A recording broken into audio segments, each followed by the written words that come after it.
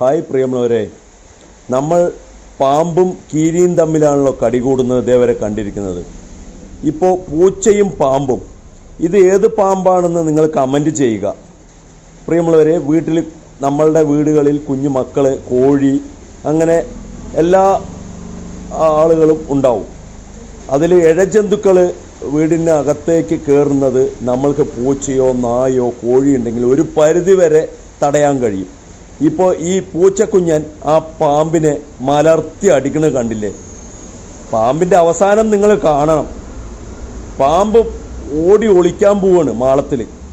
എവിടെയാ പോകുന്നു നോക്ക് നിങ്ങൾ.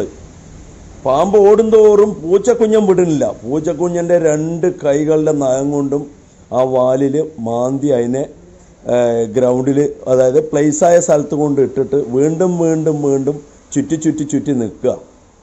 ഇപ്പം കാണുന്നില്ലേ, പൂച്ചക്കുഞ്ഞിനെ പാമ്പ് പരമാവധി കടിക്കാൻ ശ്രമിക്കുന്നുണ്ട്. പൂച്ചക്കുഞ്ഞ് മാറി പോവുകയാണ്.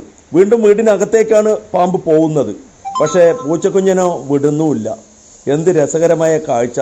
അതാണ്, വീട്ടിൽ മൃഗങ്ങളുണ്ടെങ്കിൽ ഒരു പരിധിവരെ നമ്മളെ സംരക്ഷിക്കും. കാരണം അവർക്ക്, മിണ്ടാപ്രാണികൾക്ക് നമ്മൾ പരിപാലിക്കുന്ന രീതിക്കായിരിക്കും അവർ നമ്മളോട് പെരുമാറുക. കാരണം വീട്ടിൽ കുഞ്ഞു മക്കളുണ്ടാവും, കോഴിക്കുഞ്ഞുങ്ങളുണ്ടാവും, പശു ഉണ്ടാവും, അങ്ങനെയൊക്കെ ഒരുപാട് ഉണ്ടാവും.